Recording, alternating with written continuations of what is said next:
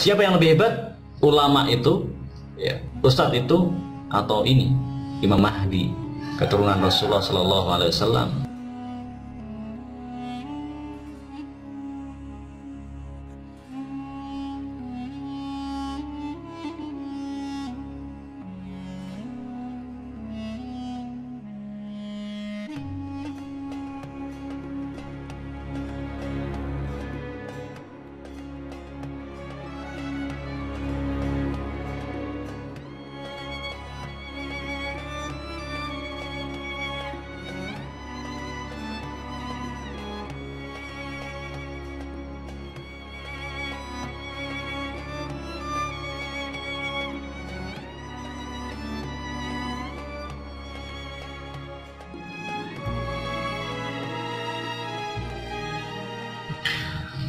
Assalamualaikum warahmatullahi wabarakatuh. Alhamdulillahirabbil alamin, nahmaduhu wa nasta'inuhu wa nastaghfiruh wa na'udzu billahi min syururi anfusina wa min sayyiati a'malina, may yahdihillahu fala mudilla lahu wa may yudlil fala hadiya lahu. Asyhadu an la ilaha illallah wahdahu la syarika lahu wa asyhadu anna Muhammadan 'abduhu wa rasuluh. Alladzi la nabiyya wa la rasula ba'da. Allahumma shalli ala Muhammadin wa ala ali Muhammad kama shallaita ala Ibrahim wa ala ali Ibrahim innaka Hamidum Majid, wa barik ala Muhammad wa ala ali Muhammad kama barakta ala Ibrahim wa ala ali Ibrahim fil alamin innaka Hamidum Majid. Sahabat Hijrah TV di mana berada, alhamdulillah bersyukur mari kita panjatkan kepada Allah Subhanahu wa taala yang telah memberikan limpahan nikmatnya kepada kita semuanya, terutama di hari yang mulia ini kita masih dengan panjang umur, dengan kesehatan, kesempatan untuk senantiasa membangun ketaatan kita, membangun ketakwaan kita kepada Allah Subhanahu wa taala, yang pada akhirnya semua itu tentu harapan kita adalah untuk mendapatkan satu keselamatan, kebahagiaan di dunia dan di akhirat. Maka tidak ada salahnya di hari yang mulia ini, di hari Jumat, sedikit saya ingin memberikan satu bahasan ya, yang masih seputar akhir zaman, bahasan yang mungkin cukup menarik meskipun sudah banyak dibahas oleh para ulama, dibahas oleh para ustadz, yaitu tentang masalah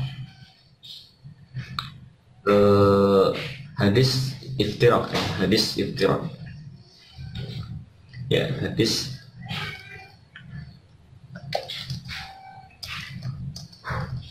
ya, di sini ada, ini sudah sangat terkenal sekali.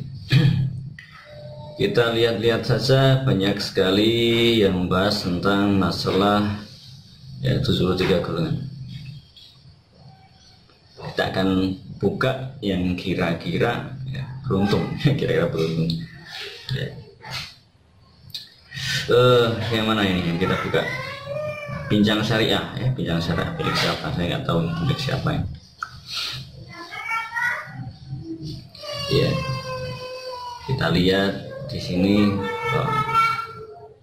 umat Nabi terpecah menjadi 73 golongan. Siapakah yang selamat? Umat Nabi Muhammad SAW terpecah menjadi 73 golongan. Siapakah yang selamat? Ya, kita lihat aja. Bincangsyariah.com, tragedi perpecahan umat di kalangan Bani Israel telah dituliskan dalam sejarah perjalanan umat manusia.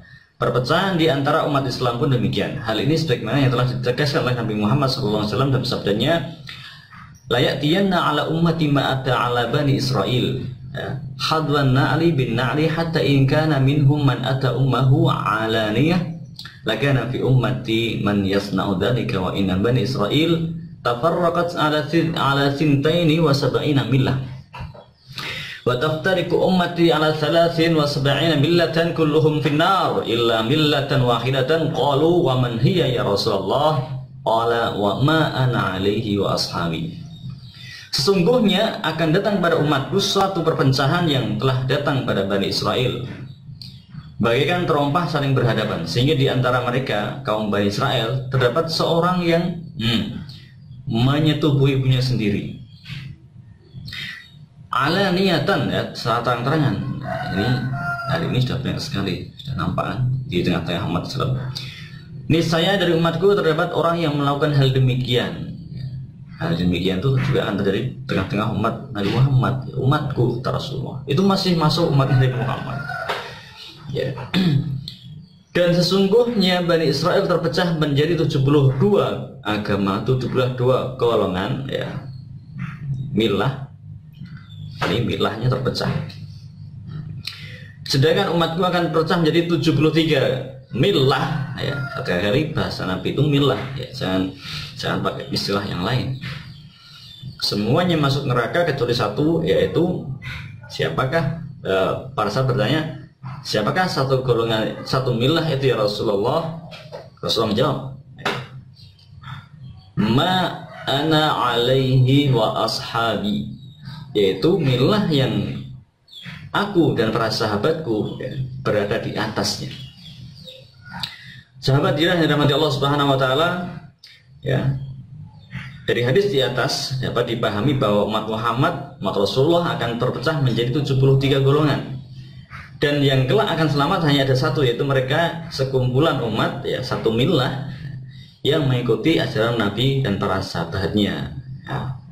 Nah, ini ada baca menguji keaslian hadis. Kita baca penjelasannya. Para ulama mencoba memahami dan menjelaskan. Garis bawah, ya, garis bawah. Para ulama mencoba memahami dan menjelaskan arahan dari satu umat pengikut ajaran Nabi dan para sahabatnya yang kelak akan selamat, atau yang sering dikenal dengan firqah najiyah, ya, sebagai berikut, ya. Ini istilah baru, kan, istilah baru, firqah najiyah. Maksudnya dijelaskan dengan hadis firqah najiyah. Oke.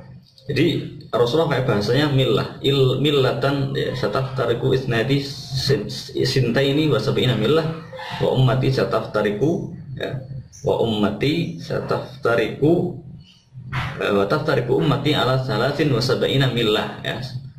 Millah, jadi milah ini benar satu milah yang kulluhum finnar, ya Rasulullah, kulluhum finnar illa wahidatan, semuanya masuk neraka kecuali satu. Nah, sebagian ulama seperti Abu Sa'id Muhammad bin Abu Muhammad Al-Khadimi dalam karyanya Bariqah Mahmudiyah fi Syarh Thariqah Muhammadiyah wa Syariah An-Nabawiyah menjelaskan bahwa arti umatku dalam hadis Nabi, umatku akan terpecah menjadi 73 agama, adalah umat ijabah. Ini apalagi, ya, saya juga baru baca ini.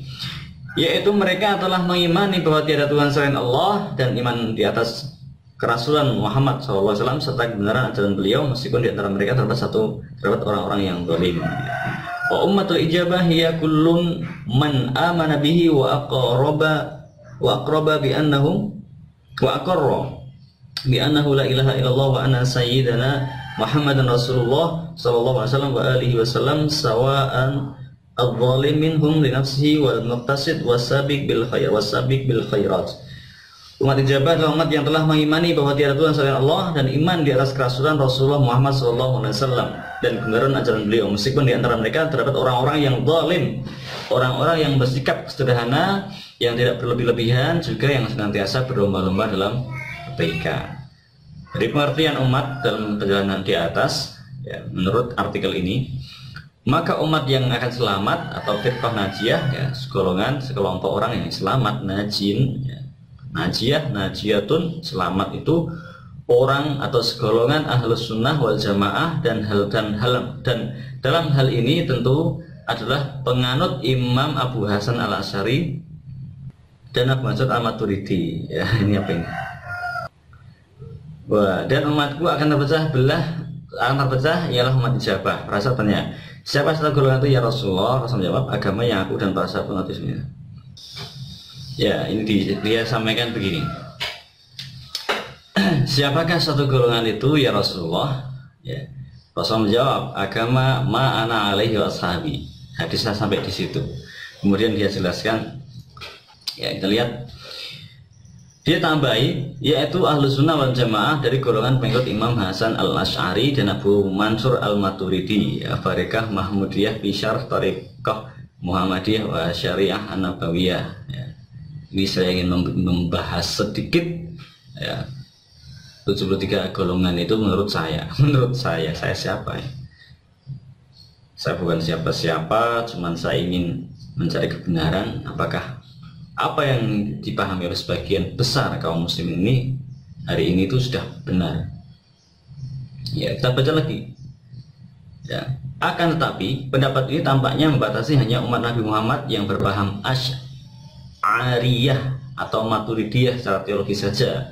Bagaimana dengan umat muslim lain yang juga bersyahadat dan melaksanakan sholat tapi tidak mengikuti teologi Asy'ariyah dan Maturidiyah? Insyaallah ya.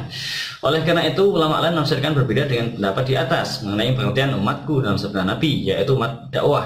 Ya, ada yang tadi berbahas umat ijabah, ada yang umat dakwah, yaitu umat yang menjadi sasaran dakwah Nabi Muhammad SAW dari golongan manusia maupun jin, baik yang beriman maupun yang tidak beriman, sehingga umat ini lebih umum dari umat ijabah. Ya, wa taftariqu ummati ummatad dakwah la ummatal ijabah ila anna qala man anna ummatad dakwah hiya man ba'atha ilaihi Nabi SAW wa sawa'an amana bihi am kafara jinnan wa insan mundu ba'athahu ila yaumil qiyamah. Mundu ba'athihi ila yaumil qiyamah. Umatku akan terpecah menjadi akan terpecah, yakni umat dakwah bukan ijabah. Sesungguhnya umat dakwah ya umat yang menjadi sasaran dakwah Nabi Muhammad SAW dari golongan manusia maupun jin, baik yang beriman ataupun tidak, mulai diutusnya Nabi hingga hari kiamat. Ya. Nah, di sini maka golongan yang selama tidak tertentu hanya pengikut Abu Hasan al-Asy'ari dan Abu Mansur atau al-Maturidi, selama tidak mengingkari dan menyalahi hal-hal yang telah disepakati dalam agama atau maklum minati bidzatullah. Dan termasuk kategori ahli surga mereka para golongan mazhab salah yang tidak menyalahi mengingkari hal yang diketahui secara umum dalam agama maklumun minati bidzatullah.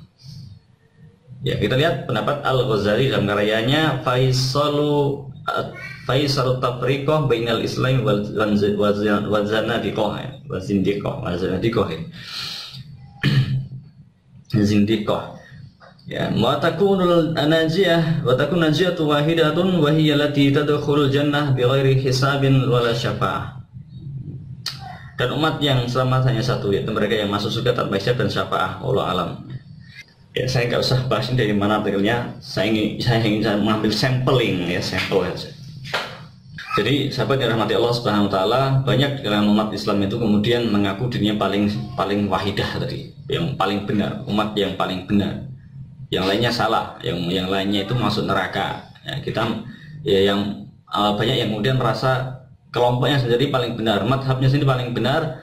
Ya, pemahamannya paling lurus dan yang lainnya itu salah, menyimpang, sesat, masuk neraka. Ya, lihat saja ini adalah potret ya, gambaran pemahaman para pendahulu kita yang kemudian Rasulullah telah menjelaskan hadis yang mulia. Ya, Syekh Salahuddin menyebutkan. Ya, Beri saya menyebutkan nama Syekh Salahuddin karena beliau ini memang ilmu ulama yang luar biasa sekali. Beliau tidak takut, tidak gentar menghadapi ulama seluruh dunia. Kalau saja ada kesempatan mungkin kita bisa melihat bagaimana ulama-ulama seluruh dunia ini berani berdebat dengan Syekh Salahuddin Ibnu Ibrahim. Ya. Beliau berani menantang seluruh ulama dunia, bukan menantang dalam kategori negatif ya, dalam bahasa negatif atau ya, konotasi yang negatif, tapi menantang untuk beradu hujah bahwa apa yang mereka sepahami selama ini itu salah begitu loh. Jadi ulama itu pun kadang ya gimana ya? Bukankah kesesatan umat ini diawali dengan kesesatan para ulama kan begitu? Sesatnya umat Islam hari ini itu sesatnya didahului oleh sesatnya para alim ulamanya. Ya, kalau ulama sesat ya otomatis umatnya akan sesat. Kalau ulamanya itu lurus, maka umatnya akan lurus ya. Maka tidak heran kalau Rasulullah menyampaikan di akhir zaman umat beliau akan terpecah menjadi 73 golongan. Siapa dalang di balik itu semua? Ya kan ulama warasatul anbiya. Ya, tapi tidak semua ulama itu betul-betul jadi warisan Nabi sallallahu alaihi wasallam. Kemudian ada yang para ulama yang kemudian justru menjual agamanya untuk dunia dan lain sebagainya. Maka sekali lagi sahabat dirahmati Allah SWT, inilah contoh-contoh pendapat-pendapat ulama yang nggak jelas. Bukan ulama yang nggak jelas, pendapatnya yang nggak jelas karena berlawanan dengan pendapat dengan hadis Rasulullah SAW yang jelas-jelas Rasulullah menyebutkan illa wahidan, ya, yaitu siapa? Qalu man hum ya Rasulullah, ya, ma ana alaihi wa ashabi. Yang berhak menetapkan, mendefinisikan umat yang selamat itu, ya, umat Islam yang selamat itu adalah umat yang ada di atasnya petunjuk Rasulullah SAW dan para sahabat. Maka jika umat ini ingin selamat, ya, umat ini ingin selamat, maka adalah mereka mengikuti petunjuk Rasulullah, petunjuk Nabi Muhammad, ya, petunjuk yang datangnya dari Allah Subhanahu Wa Taala. Walaupun itu melalui lisan Rasulnya, melalui hadis-hadis, tapi insya Allah kita akan selamat. Al-Quran dan hadis, Al-Quran dan Sunnah.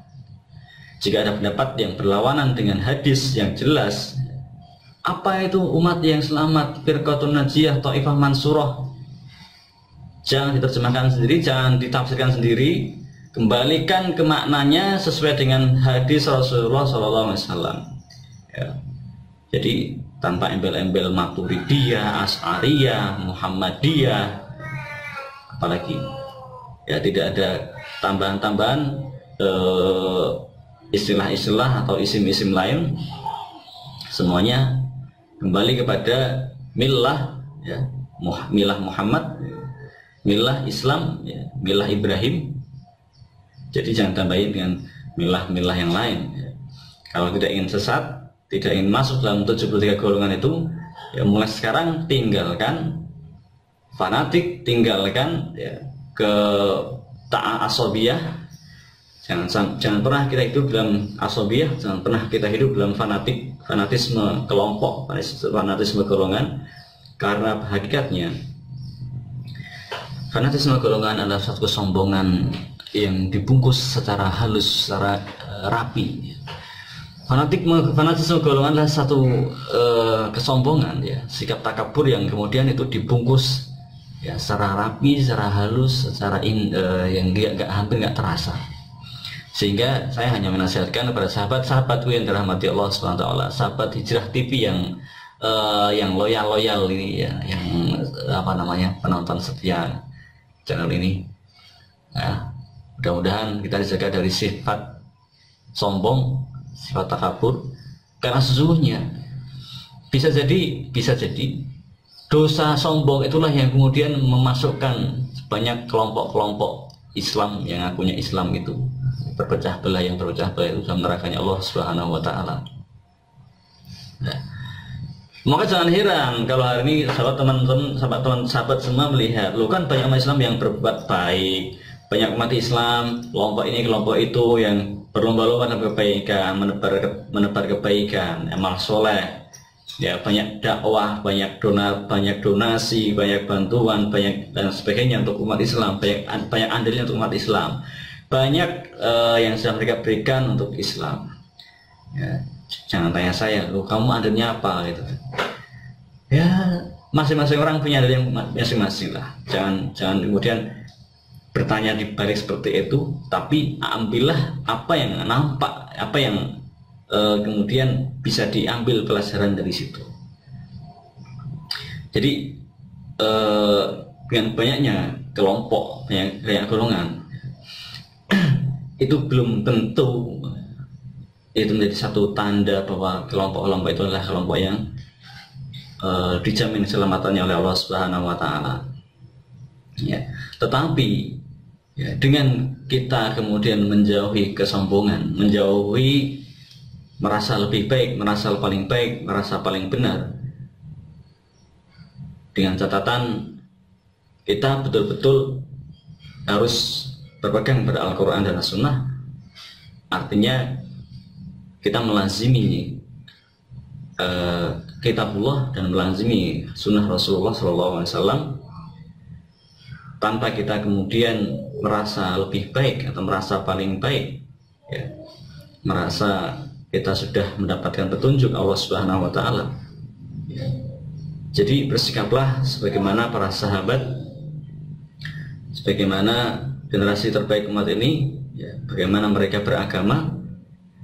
Contohlah mereka, baca sirah perjalanan mereka, perjalanan hidup mereka, ya.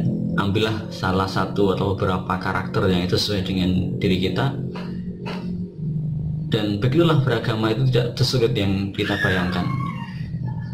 Beragama itu tidak sesulit yang dibayangkan oleh kebanyakan para ulama alim kita.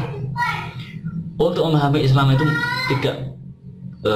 untuk memahami Islam itu tidak harus kita itu memiliki bekal modal bahasa Arab yang hebat, hafalan Quran yang banyak, hafalan hadisnya juga banyak. Ya, lihatlah para sahabat radhiyallahu anhum. Tidak semua mereka hafal Quran 30 juz. Ya, tidak semua mereka hafal hadis ribuan hadis, ratusan ribu hadis. Yang dibutuhkan hanyalah satu ketaatan, satu keimanan pada Allah, pada Rasulnya, dan satu bentuk kesidikan, kejujuran bagaimana kita mengamalkan agama kita, sehingga para sahabat dahulu tidak menambah mempelajari Al-Quran, atau mereka tidak menambah ilmu, tidak menambah hafalannya, barangkali seperti itu, sebelum mereka bisa mengamalkan apa yang sudah mereka ketahui, apa yang sudah mereka hafalkan. Ya, ini satu sunnah dari para sahabat yang mungkin jarang hari ini kita lakukan. Justru hari ini banyak kita kemudian mendorong dan mendorong anak-anak, ya, generasi muda kita untuk menghafal Al-Quran, tetapi sedikit yang kemudian mengajarkan kepada mereka, ya, mengungkap, ya, hikmah-hikmah dalam Al-Quran yang itu bisa diamalkan dalam kehidupan sehari-hari. Maka tidak heran ketika orang jauh dari tadabbur Quran, jauh dari memahami hadis, justru saking banyaknya ilmu pengetahuan, jadilah muncul generasi-generasi yang sombong, membanggakan diri, membanggakan ilmunya, membanggakan, ya, kehebatannya atau mungkin gelarnya, sehingga sekali lagi 73 golongan yang dinamakan Rasulullah SAW itu adalah, mereka semuanya masuk neraka kecuali satu itu adalah ma'ana alaihi washabi, yang betul-betul menjunjung sunnah Rasulullah SAW, ya, menjunjung Al-Quran di atas segalanya, di atas pendapat para ulama, di atas pendapat para ustadz, di atas pendapat kita pribadi. Ya, maka saya juga heran ketika banyak netizen, banyak yang komentar, ya, merasa umat Islam banyak yang merasa sudah paham, banyak yang merasa sudah mengerti tentang masalah akhir zaman, sehingga seringkali terkadang komentarnya itu kebablasan, ya, kebablasan. Jadi seolah-olah mereka itu sudah nggak butuh dengan nasihat, tidak butuh dengan masukan, sehingga masing-masing merasa dia sudah hebat, merasa dirinya sudah benar, sehingga tidak mau mendengarkan nasihat, tidak mau mendengarkan masukan, ya. Pada akhirnya semuanya kembali kepada sifat sombong, ya, takabur. Maka kesimpulan saya, ya, bisa jadi 73 golongan masuk neraka itu adalah karena kesombongan yang kemudian menutup hati dari kebenaran, dari mengikuti kebenaran yang Rasulullah SAW sampaikan. Maka di akhir zaman Rasulullah telah menyebutkan Islam akan dikembalikan kepada posisinya oleh pemimpin umat akhir zaman, yaitu Imam Mahdi. Maka sekali lagi tidak banyak orang yang mengikuti Imam Mahdi, sebagaimana tidak banyak orang yang masuk surga, tidak banyak umat Islam yang masuk surga gara-gara masuk neraka, masuk dalam golongan-golongan, kelompok-kelompok yang 72 golongan itu, yang mungkin merasa benar, merasa tidak butuh lagi Imam Mahdi, merasa tidak butuh lagi dengan Nabi Isa, ya, merasa semua golongan, kebanyakan merasa dirinya sudah benar, dakwahnya sudah benar, sudah lurus. Tetapi wallahu ta'ala alam, siapa yang tahu? Ya, begitulah umat Islam hari ini sudah mulai jelas nampak perpecahan tengah-tengah umat Islam. Wa kullu hizbin bima ladaihim farihun. Setiap kelompok merasa bangga dengan dirinya, dengan kehebatannya masing-masing. Dan ketika dinasihatkan untuk mempersiapkan masalah hijrah baiat Imam Mahdi, maka jawaban mereka adalah sesuatu yang seolah-olah mereka tidak membutuhkan kemunculan Mahdi, dan seolah-olah mereka tidak membutuhkan pertolongan Allah Subhanahu wa Ta'ala melalui ya tangan pemimpin umat akhir zaman melalui ya tangan ya, turunan Rasulullah SAW yang mulia. Siapa yang lebih hebat? Ulama itu, ya, Ustadz itu, atau ini Imam Mahdi, keturunan Rasulullah SAW yang diislahkan, yang diangkat, yang dilantik ya, di Baitullah sebagaimana dulu Rasulullah SAW ya, diangkat sebagai menjadi nabi di kota Makkah Al-Mukarramah. Maka sahabat Hijrah TV yang dirahmati Allah SWT, saya sangat berharap sahabat-sahabatku semuanya, kita semuanya ya, saya juga merasa banyak dosa, merasa banyak kesalahan dari yang sempurna seperti Rasulullah SAW.